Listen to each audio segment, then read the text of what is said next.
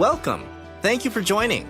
Get ready for the Modern Executive Podcast with Lorinda Buckingham. This is your ultimate go-to place to get empowerment, transformation, and leadership for your personal and professional success. Prepare to soar and usher in a brand new perspective on lifestyle and professional success as we dive into the inspiration and wisdom it takes to accomplish your dreams.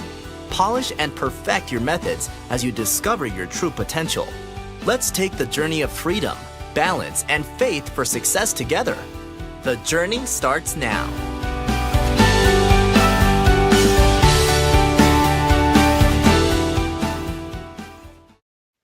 Hello, everyone. This is Lorinda Buckingham with the Modern Executive Podcast, and I just want to welcome everyone for tuning in. We are here today, and we have a great show for everyone. I'm super excited about the guest that we are bringing on today. As you know, we're talking about how leaders can be empowered through their finances, through their taxes, through different things that they have that is going on in their life. And this Modern Executive Podcast is for leaders just like you who are looking to make an impact in the world in a modern day environment. So I'm just going to do a quick check. So I just want to see who's out there. So if you are out there right now, I want you to give some thumbs up, some hearts, some likes, so that way people can know exactly what is going on if you're here.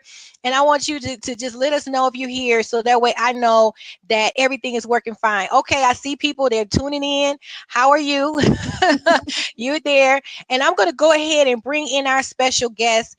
And before doing so, I just want to make sure everyone is reminded to make sure that you connect with us on social media. So you can find us on Instagram and Facebook at The Modern Executive.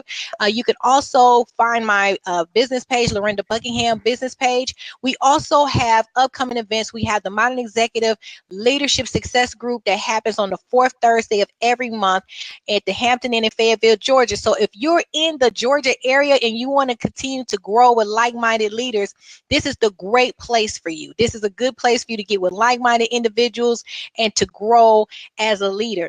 And also, I want to give special thanks for our sponsors, the sponsors who are participating and giving to this podcast that helps us to continue to get this message out of leadership empowerment to people all over the world. We have people who download and tune in every single week from different places all over the world, all over the country. And we're very thankful because it's people like you that continue to help this message go further. So without further ado, I'm going to bring in Lisa Duke. One second. Let's bring her in. Oh, there she is. So for people who are tuning in right now, we are here with Lisa Duke. She is a financial coach who helps people get it right when it comes to their finances. And I couldn't have thought of a better person to have on. Lisa and I met through networking, and we immediately hit it off. We just immediately had a connection.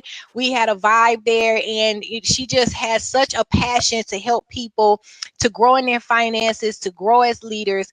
And I just wanted to bring her on here so that you and I can learn something today that we can use in our everyday life. So Lisa, thank you so much and welcome to the Modern Executive Podcast. Thank you so much for having me. I'm really excited to be here. Oh, that's awesome. And I just want to give you a couple moments just to go ahead and introduce yourself to the audience, to let us know your name, the name of your business, the website, and just a little bit about what it is that you do. All right. My name is Lisa Duke, and the business name is Lisa Duke Financial Coaching, and the URL is lisaduke.net. So the only thing that's tricky about that, it's only one Duke, not Dukes, and it's .net, not .com. So lisaduke.net. Very simple. Very simple. Awesome. Yes. Awesome. So make sure you guys know that that's lisaduke.net, not .com. So that is awesome. So and explain to us, and just let us know just a little bit about what type of financial coaching you do. What is financial coaching? Just so for people out there who are tuning in for the first time and getting to learn about what that is. Right. So there's a lot of different titles in the financial universe. The most common three that I hear are financial advisors. And typically a financial advisor is somebody that sells either insurance or some sort of investment, maybe annuities, mutual funds, things to do with the stock market. But typically they're more either selling investments or they're hunters out finding new clients, or they're sort of farmers where they've got a book of business maybe that they've taken over from the company that they're maintaining. helping those clients, and they typically get paid a commission on the sale. And then usually every year as you renew, as you continue, they may get some additional fees as well. So that's the financial advisor model. The certified financial planner is more comprehensive. So this is someone that's usually done a year or two of in-depth, usually through a formal classroom environment study.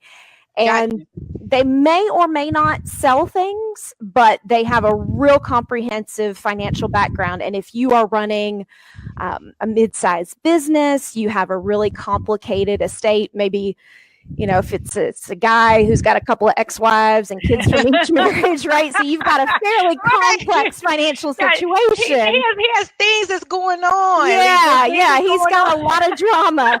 Then that certified financial planner has that really in-depth, comprehensive information. But for the average person that's just getting started, trying to be better with money, usually a financial coach is a good person to start with, because a coach will be more one-on-one, more helping you with your behavior and your mindset. And that's why I wanted to get into it, is because I knew advisors and planners, and they'll kind of, once you've made some money and you've built some assets, they'll kind of come out of the woodwork and find you to help you manage it. But I didn't find anybody that was helping people get to that point. And that's where I feel the real need is. I think money is the last taboo subject in our society. We'll talk about everything with our girlfriends except money. Except money. I mean, and money is a very important thing, because money plays a role in our daily lives. It plays a role in our marriages, our relationships, the relationships we have, or the lack thereof, or the drama. You know? Exactly. It plays a role. So you would think that having to have so much to do with finance, that it'd be one of those topics that people talk about more, but they don't. Yeah. You know, your mom and dad usually will have, you know, don't do drugs, kids, because it can mess up your life. You know, don't, you know, be careful with the, you know, romantic relationships, because if you end up with kids as a surprise, that can complicate your life for the next 20 years. But, you know, they should really give kids the same warnings about student loans and credit cards. And, you know, if you're not supposed to be dabbling with drugs or, you know, a lot of underage sex, you probably don't need to be dabbling with a bunch of underage credit either, because it can mess your life up just as much. That is good. Now that is good. You know, don't deal with underage credit. That was something I've never heard before. And you know, and the thing is that, you know, this brings up a good topic, because we have listeners right now. Some of them do have student loans. Some of them do have credit cards. So maybe they're like, you know what, Lisa, you're right on point.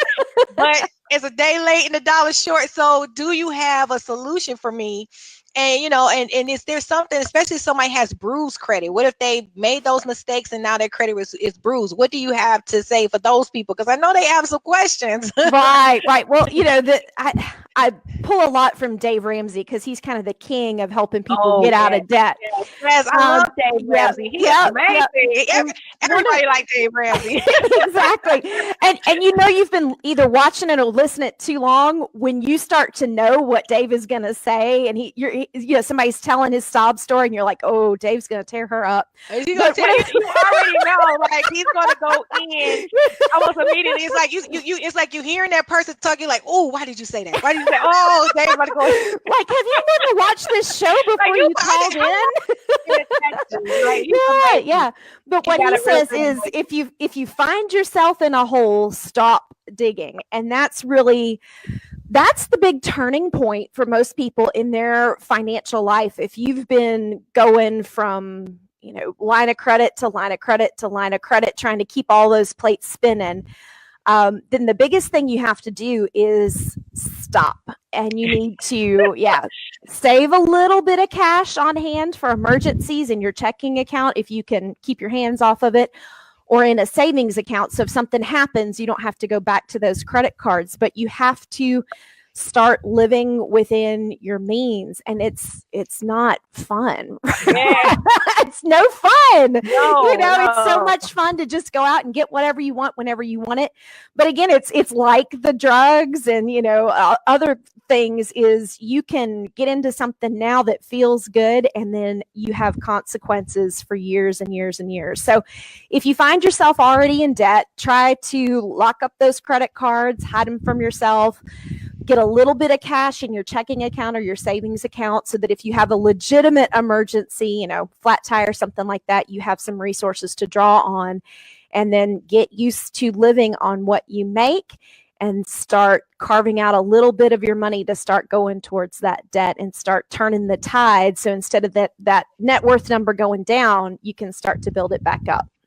And so, and I think the thing that I like about what you just said is, in terms of, if you're at a position right now, stop digging, right? So if you're listening right now, somebody, and you were thinking like, it's tax time, I'm going to buy this, I'm going to buy that, I'm going on vacation, stop digging. Yeah.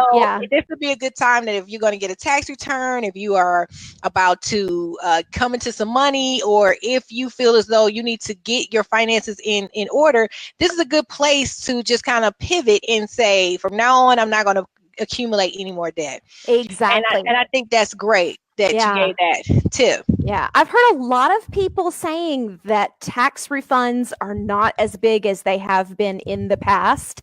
So if you have the habit of mentally pre-spending that tax return, I'm going to get the tax return and I'm going to go on this trip. I'm going to buy this thing. And when I get my tax return, I'll pay off the credit card. Yes. If it's not too late, then don't do that, because those tax returns, apparently what they did, they actually changed the withholding. So a lot of people, their check did go up, last January or so by $7, $8. But most people didn't really feel it. And then now they're not getting back as much as they're used to. So same thing with that. Try not to pre-spend that tax return until you find out how much you're actually getting. And definitely don't take the H&R Block, those kind of folks, those loans, because usually the IRS, especially if you're not filing on the very last day, they will actually get your return to you pretty quickly. It's usually just 2 or 3 days. So if you can hold out 2 or 3 days and get your full amount of money, do that. Don't take them out on, it's essentially like a payday loan. So they're usually charging you a fee to get that money right away. And then they're also charging you really high interest. Usually it's higher than what you would have on a credit card. So really try to just, wait 2 or 3 days on the IRS, as long as we don't shut down the government again. They're usually pretty quick. Right. So, try not to spend it till you have it in hand. And that tax return that you get would be a great thing to try to set aside and use as your emergency cushion. So that if something does happen, you can go to that instead of going to the credit card and help break that addiction, that dependency on the credit cards. Right. So I think I'm going to put that up here for people, because I think that's one of the biggest things that I've always seen is that, we need to have an emergency fund. Yes. So instead of pre-spending, Lisa, you're saying, let's put that aside for an emergency fund. Let's get out of that. Yeah. And also some people may see some differences in their returns or refunds because they thought they were going to get a big refund, but they're not getting as big as what they want. So you really can't even bank on having that money. You really can't bank on having money that you don't have in your hand. Yeah.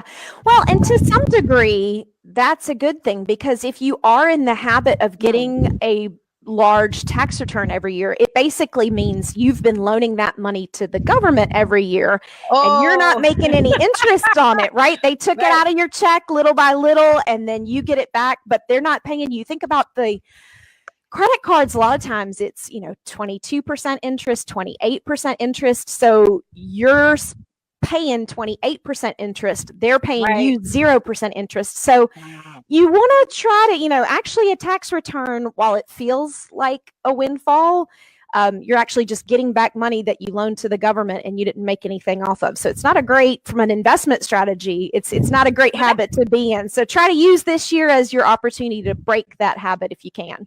Now, Lisa, you are giving some really good information right now because now, and just for some of the people right now, if you're tuning in for the first time, I am talking with Lisa Duke. She's a financial coach and expert in helping people get right with their finances. So she's giving practical tips and tools that we can use starting right now to help us to grow as leaders in the modern world. And as you know, we're always looking to help people to grow as leaders. So Lisa, you just gave us a real big nugget because you just told us that pretty much we're loaning the government our money and then we're not getting any interest on the money as a result of what we gave to them. Yeah, so and really, then you're excited to get your own money back. Thank you for my money back. Yeah. I know I'm taking all of the fun out of money for everybody, but your financial life is like any other part of your life. To me, it's a lot like health and fitness, where if you're trying to, in this new year, it's the time that people try to recommit to their fitness goals. And it's really very similar in the sense of, I'm all about spending money. I'm all about eating chocolate. I'm all about laying on the couch and watching TV. I enjoy all that stuff. Yes. So I get that is fun. But, we're talking about being leaders here, and you have to really lead yourself first. Not that I'm perfect at it in any aspect of my life, but I think you really have to build, that self-discipline in your, trying to eat healthier, trying to exercise more, and trying to be more disciplined with your money. And it's funny because just like with health and fitness, if you've ever kind of gotten into the groove of going into the gym and having workouts, and, once you get into it, you kind of get the groove, and it's not as hard to keep up. It's just getting started that's really hard. And that's the same thing too with money. Everything I'm saying, I know it doesn't sound like any fun at all, but if you can get started, get the ball rolling, you will have kind of a mindset shift. And in the future, you'll look back at it and you'll say, I feel so good that I have money in the bank in case of emergencies. It feels so wonderful to be earning interest instead of paying interest. I think that's a big part of how the rich get richer, is they're earning interest and all the rest of us are paying interest. So it takes a little bit of it, like you kind of have to do it even though it's not fun, but then your mindset will start to shift and you'll start to find the fun in being on the other side of it. The good thing about it, Lisa, is that as you're talking about it, I'm learning a lot because you're bringing it down in a way that is very easy to understand. I think sometimes when we start to hear about money, we start to get all of these big words and big things, as you start thinking about, I don't know if that really is something that we could do. But even though, you're talking about money and finances, these are practical things that we can do. And just like our mindset, we have to change our mindset to the way that we think about money. And as you stated, just getting started is one of the first things that we have to do, is to get started. Now, I know you have financial coaching programs and credit repair programs. How would someone get started if they wanted to learn more about what they can do to get their finances together, if they wanted to get more information from you? Well, right now I'm doing a 90-day coaching program, and it's one-on-one. So you will get some individual attention around your needs and your goals. Awesome. And what I do, the first piece of that, there's an hour-long discovery session where we really sit down. Usually people come in and they're trying to make a decision. They have a couple of things they might want to do. They're not sure where to start, or they're overwhelmed, or they're stuck, and they're like, I just want to get better at money. I don't know how to do it. So in that initial discovery session, we work together to establish, where do you need to focus? What's the top priority? And to put together a plan for the next 90 days. And then over those 90 days, I'm available if they have questions via email, via text. I'll also do sort of a midpoint check-in call, make sure they're on target. And then at the end of the 90 days, we kind of do a check-in to say, how are you doing? Did you make as much progress as you thought? Exactly. Yeah. And the other thing I'll do too is, if people are really interested, they're really getting back to me, I try to meet them where they are. So some people just kind of want to do the basics and then they've got it, they want to run with it. But I feel like you were saying, it's a mindset shift. And if people really want to, I think the best way to change your mindset is just to kind of soak in it. It's that constant repetition. So if people are really serious that, okay, I want to move from, this being a debtor to being a investor. I want to build a wealth mindset. I want to be, wealthy person and be able to bless my community, bless my family. I think you just have to soak in it. So if somebody's really interested, I can get them a list of blogs and podcasts and different information. So there's actually a great place to start if you just want to really be inspired, is to look into the FIRE movement, and that stands for Financial Independence, Retire Early. There's a documentary that's going to be coming out in probably April that follows a couple that's going through like this really extreme lifestyle switch where they reduce their cost of living, cut back on the car. Yeah, they go whole hog trying to shift from being a spender and a consumer to being a producer and building financial independence. So that's definitely, it's called Playing with Fire.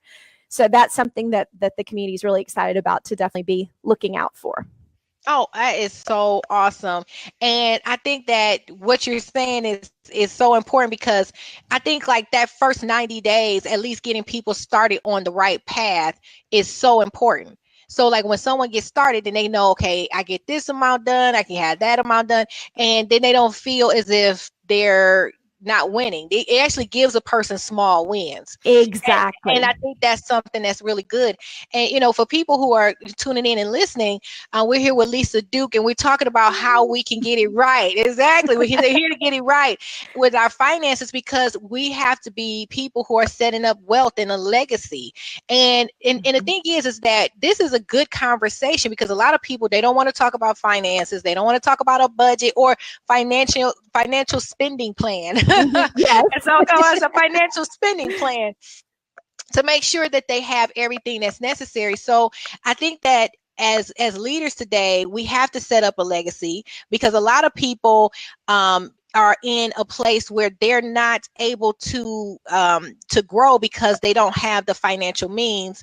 But also, even if you're listening right now, you may even be in a place to where you can't even consider having the Social Security and having different things for retirement. So it's almost required that we need to have some type of financial literacy going in place in the communities. Yes, Lisa? Absolutely.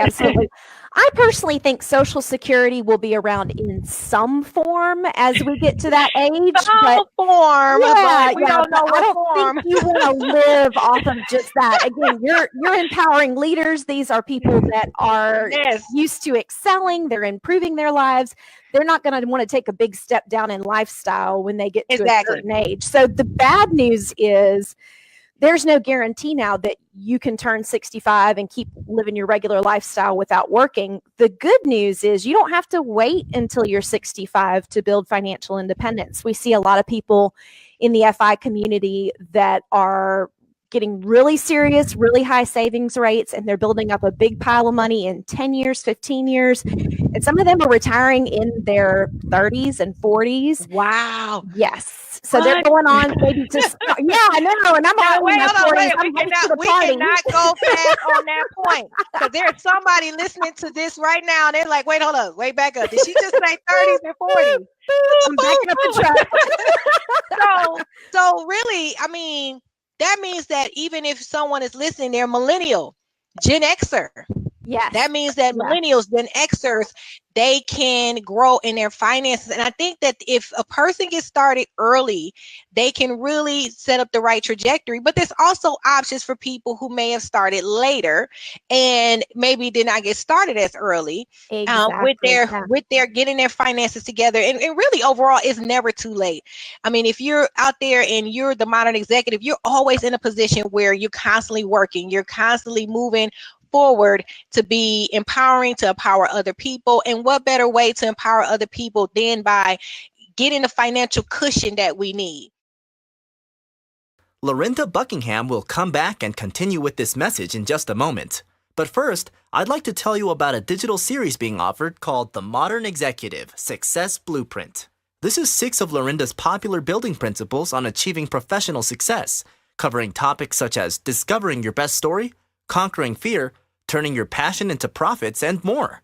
This collection makes a great resource and gift for you or someone you care about. We want to help you learn and apply these principles, And with a contribution of any size, we will send you a special gift of a digital copy of Lorinda's monthly leadership empowerment teaching as our way of saying thank you. We depend completely on your generosity to keep this program on the air. So this is one way we can support you as you support us. You can come alongside us with your contribution here or online at www.lorindabuckingham.com. Lorinda Buckingham is back to continue this message. It starts now.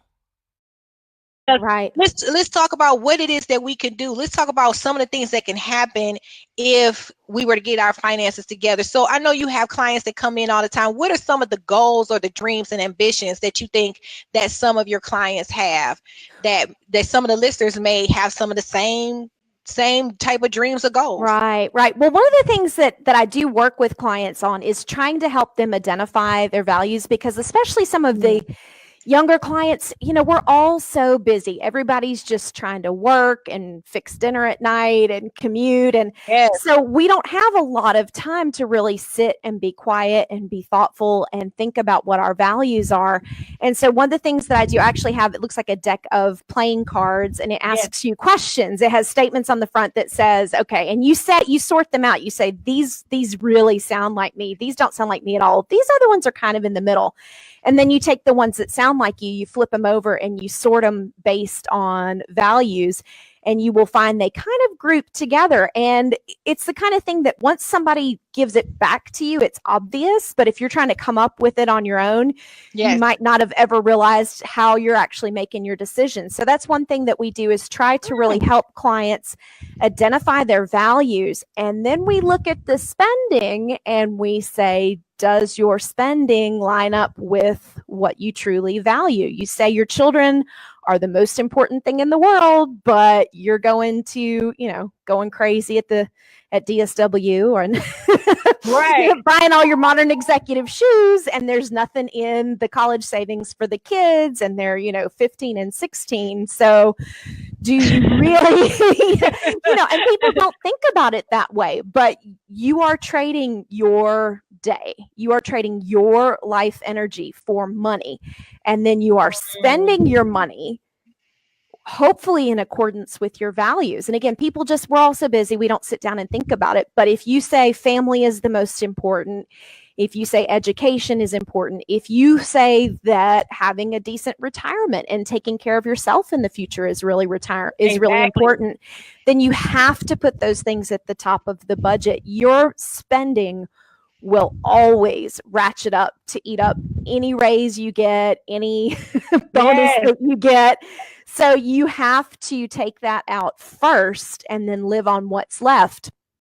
And again, this is not a lot of fun, but when you look back on your life, you want to be able to say, I took care of myself for retirement. I helped as much as I could with my kids' education so that they weren't in as bad of a situation as I was with student debt. And, we lived in a nice house in a nice neighborhood. I was not living like everybody that I graduated from college yet, but with, you might not have the biggest palace in the metro Atlanta area, but it will work out. And one of the things that, I want the listeners to also get a hold of is that, haven't you seen the multimillionaires, and they look like regular people? I mean, they are not in extravagant things. Sometimes you look and say, okay, you are a multimillionaire. Can we get a different shirt?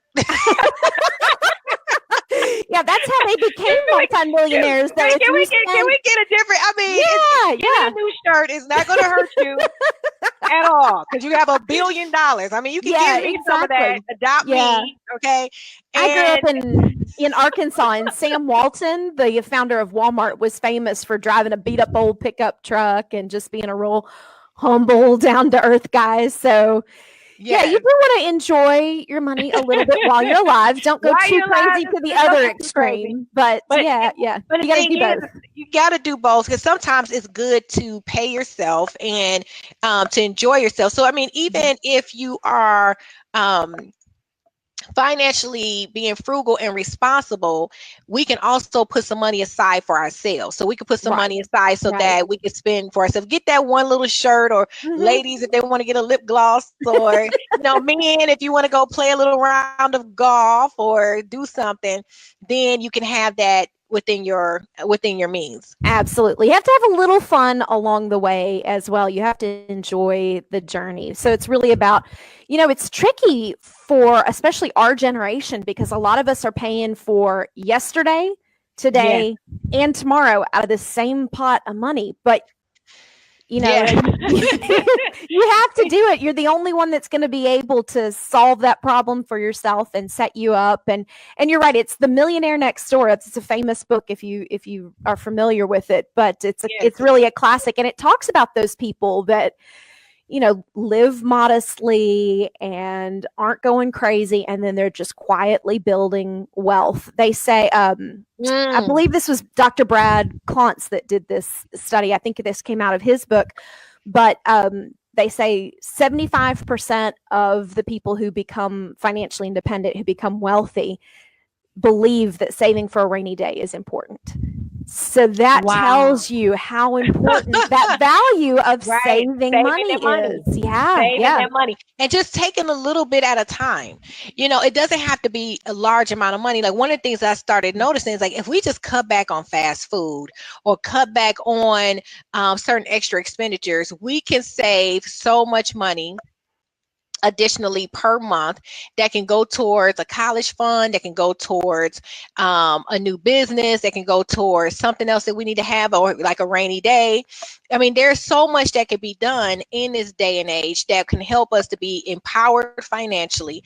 And then also one of the things that I wanted to share as well is that it gives us an opportunity to give to things that we want to make an impact on. Think about charities, community organizations, different churches, nonprofits, different type of missionaries, or people that are all over the world that are doing different things that the listeners may have interest in, that even if they start saving or start putting things aside, they can give to those causes that they believe so much into.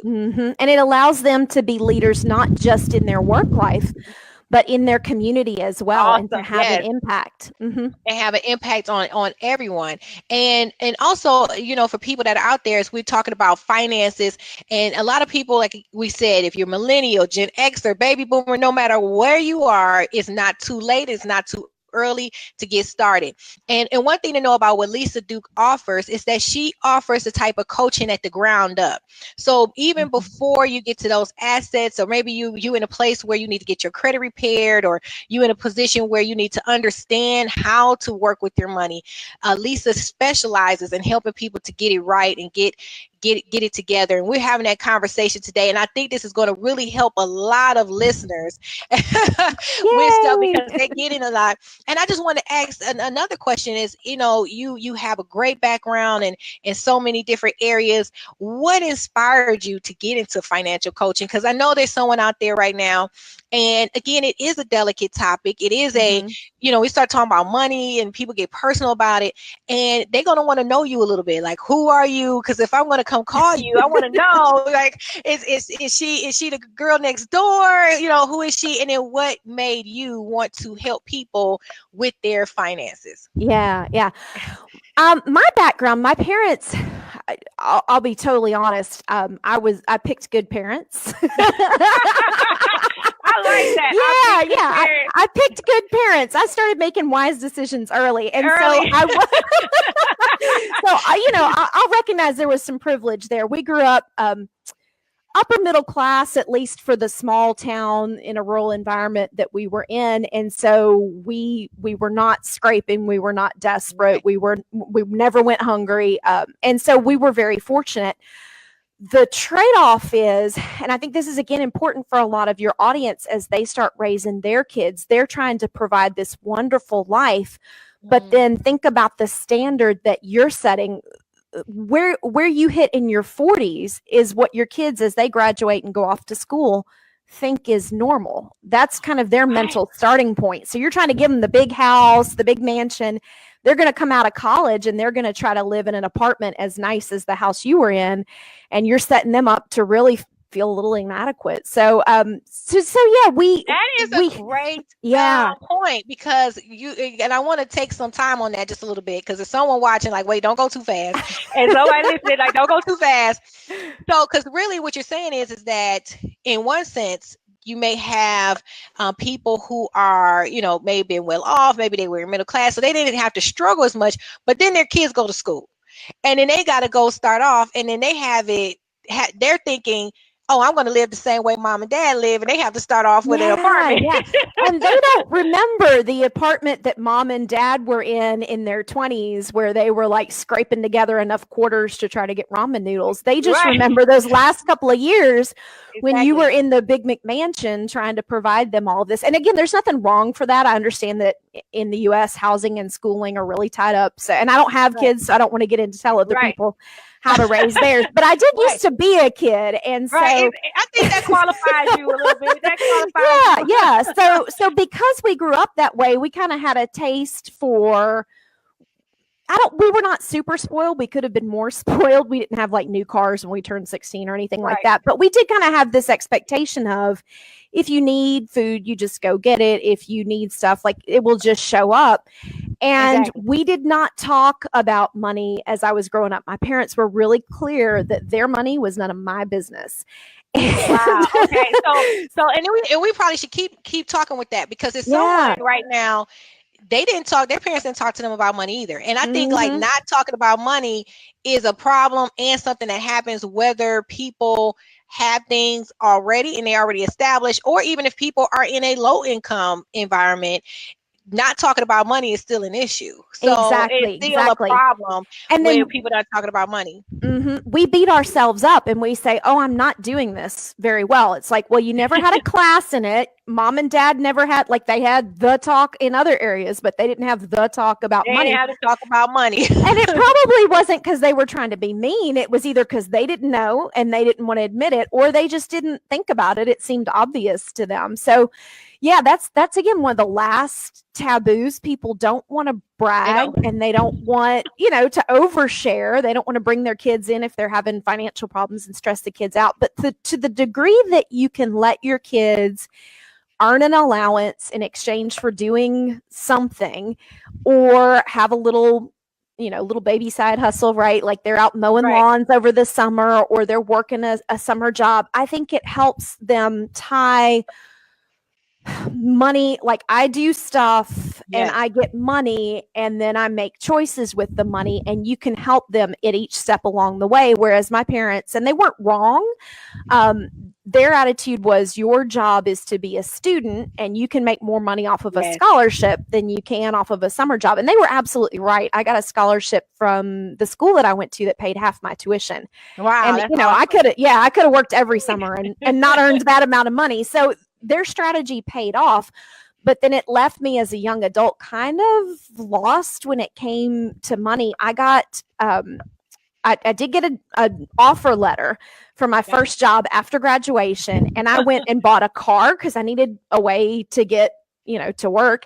Right. And I went and signed a lease on an apartment, but I did all that before I really understood what my take-home pay was. Like I had the offer letter and I knew taxes were a thing, but I had no concept of paycheck less taxes is going to equal this amount of money. And then out of that amount of money, there are certain percentages that I think it's no more than a third they recommend that you spend on your housing. And then there's a certain percentage for transportation. Gotcha. I didn't know any of that. I just kind of went and got what I needed, and then was like, why am I broke?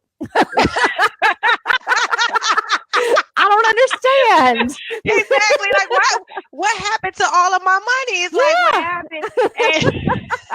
And that happens to so many of us, that we go out in there, or, you go to college, and then you have these people that's up by the cafeteria, and they say, hey, come over here and sign up for a new credit card for a free t-shirt. Or, you have all these different things that go on that, if you're not taught about it before you leave high school, it's going to be a problem. I always tell people, I feel that people should know how to vote. They should know how to buy a house. They should know about their credit, and they should know about their finances before they turn 18. Absolutely. Before they leave the house, they need to know about those basic things, because they shouldn't leave the house and not know about finances. But it might have been that generation. I don't know. Yeah. Well, and the only person, and I'm sure everybody has different stories. The only person I've ever met who's roughly our age, who actually had a financial class, is my friend Evelyn, and she got put into some kind of, I think it was called consumer math, where they actually did talk about how to do all these things. She said, yeah, I got put in there because I wasn't good at math. So it was kind of like the dumb kids math class. But if you're not good at math, we'll just put you in this like real life math. Exactly. Meanwhile, you know, she's got a budget. She's managing all of their money. She knows where every penny goes. She's like the queen of Aldi and Walmart for her grocery shopping. I'm like, whereas those of us that were trying to, I wasn't ever good at math, but somehow I didn't get the math 101 for life class. Yeah. It should be required. It really should be. And that's, you know, I try to tell people to give themselves a break because, you know, imagine that I don't know, you've come here from another country where they don't play basketball. So you've never played basketball in PE. You've never had a friend teach you how to play basketball, and you go and try to play basketball. You're not going to be very good at it. You don't know the rules. You've never done it before. But this is how we handle our financial lives. Is people are just like, here's some money, figure it out. And you're like, figure it out. Yeah. And then people feel all this guilt and shame that I did it wrong. I messed it up. How is it that everybody knows how to do this and they're all doing it right? I'm doing it wrong. As much as you can, let all that go. You screwed it up because nobody told you how to do it right. And you were too busy trying to figure out everything else more important. Like, honestly, I think not getting fired from your first job is probably more important than how you handle your first paycheck. Right. So you're just struggling trying to remember everybody's name and figure out where the bathrooms are. And, you know, then you got this paycheck too. And you're just kind of, woohoo, you never had any money as a student. And now you got this paycheck. So, you know, to the extent that you can, let those mistakes go. Let the guilt and the shame go. You weren't good at something that nobody told you how to do. Big whoop. You know, nobody's good at something they don't know how to do.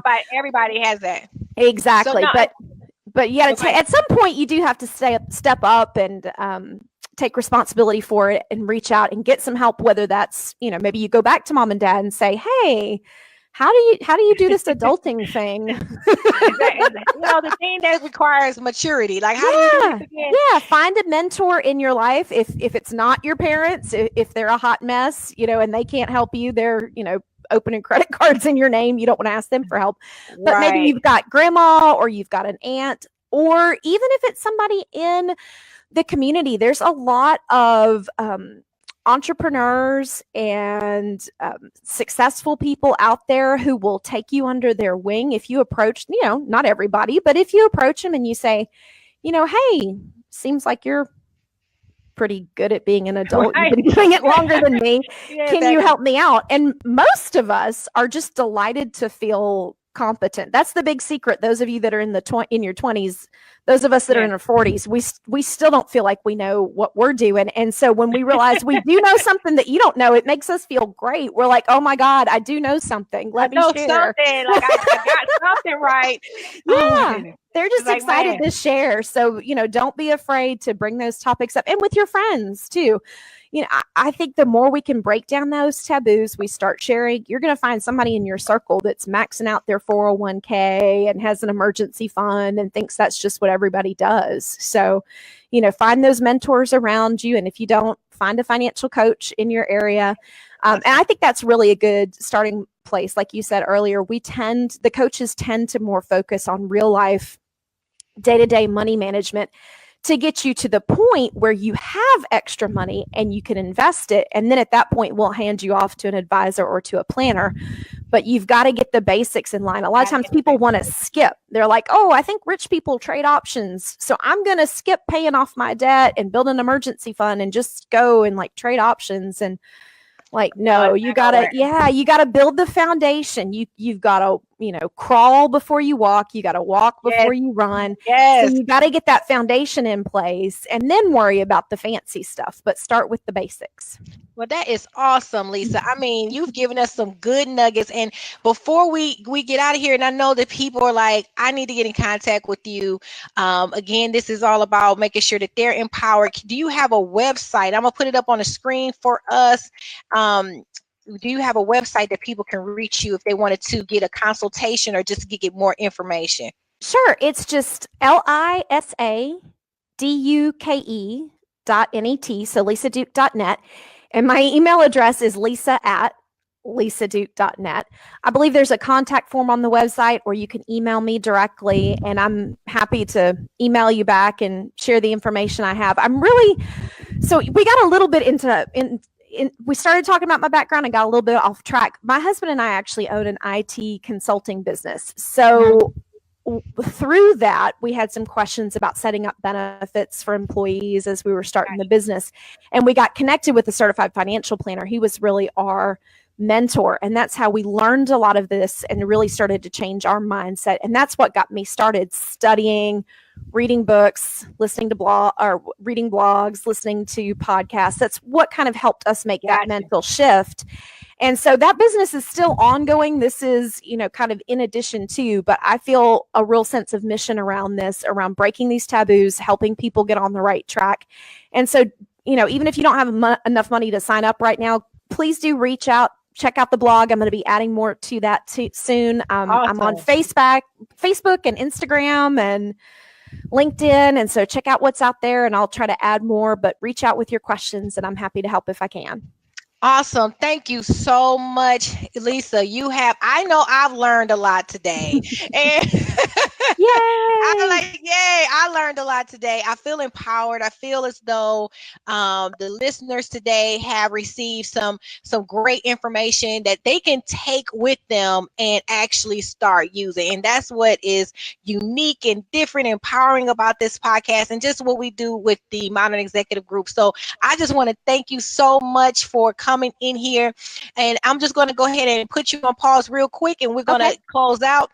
And I just again want to thank everyone for coming in here and just tuning into the Modern Executive Podcast. We have had a great show today, and I just thank you so much. And I'm about to bring Lisa back in one more time.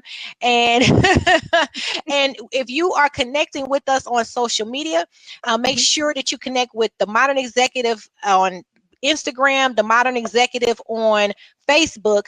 And also, if you are in the Georgia area, hello, Georgia. Yay! If you're in the Georgia area, come down to Fayetteville, and we're going to have our monthly meetings. And like I said, this is a place for like-minded individuals. If you're getting off work, come as you are. If you're looking to get empowered, come as you are, because we're there every month just to empower leaders. So I can't wait. We're going to have a great time on Thursday. And again, I just want to thank everybody and thank our sponsors for tuning in. Thank you, Lisa, for joining. And everyone else, as always, here's to your freedom, your balance, and your faith for success. Take care. Bye-bye. Bye.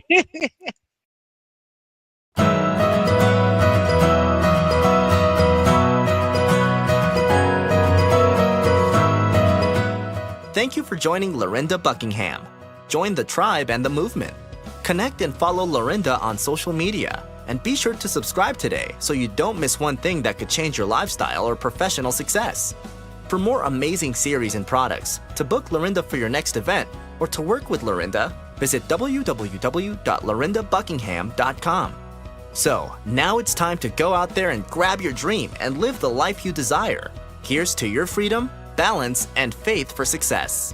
Take care.